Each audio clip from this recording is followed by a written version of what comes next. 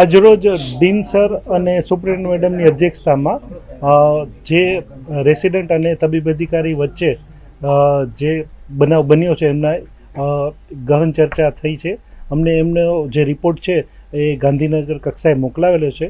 ત્યાંથી આગળની કાર્યવાહી માટે ભલામણ પણ કરેલી છે અને ત્યાંથી રિપોર્ટ આવીએ અમે આગળની જાણ કરી શકીએ. રિપોર્ટ અમે ઉપર મોકલેલો છે અને આવશે ત્યાર પછી અમે તમને આગળની કરી શકીએ. રિપોર્ટ આવશે ત્યાર પછી ઉપરથી જવાબ આવશે ત્યાર પછી હું તમને એમની જે કોઈ જરૂરી કાર્યવાહી હતી તે કરેલી છે અને એમની ઉપર પણ જાણ કરેલી છે. પરિવારજનોને અમે જે આખી એમને બનાવ હતો એમને બનાવ જણાવેલો છે અને અમે એમને અમારા તરફથી ગેરંટી આપેલી છે કે ભાઈ આ બાબતે અમે કોઈ પણ પગલાં લેવામાં પાછા નહીં પડી અને અમે જે કાંઈ અમારાથી બેસ્ટ થઈ શકતું હશે એવું અમે કરશું. ઉપરથી જ્યારે આગલું નિર્ણય આવશે ત્યાર પછી હું તમને એના વિશે આગળ કહી શકું. એમને ડ્યુટી પર અત્યારે રાખેલા નથી. એમને લેખિત જાણ પણ કરેલી છે કે આપને ડ્યુટી ઉપર આવવાનું રહેશે નહીં. આ એક જે બનાવ બન્યો છે તે ખૂબ જ ગંભીર પ્રકારનો ગણાય, બરાબર છે.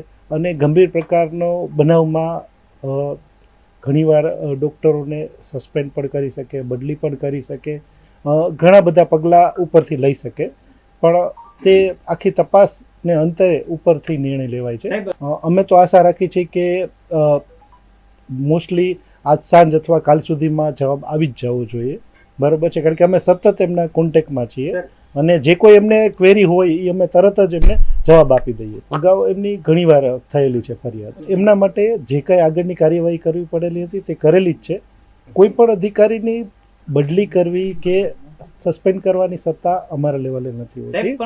એટલા માટે એના માટે જે કોઈ કમિટી બની હોય એના રિપોર્ટ અમારે ઉપર મોકલવાના હોય. એની જે સરકારી કાર્યવાહી હોય તે જ અમારે આગળ પ્રોસેસ કરવાની હોય છે. એના માટે એમણે છે ને આગળની કાર્યવાહી કરેલી છે. કમિટી બનાવી એમના જે નિર્ણય હતા અમે ઉપર લેવલે જાણ પણ કરેલા છે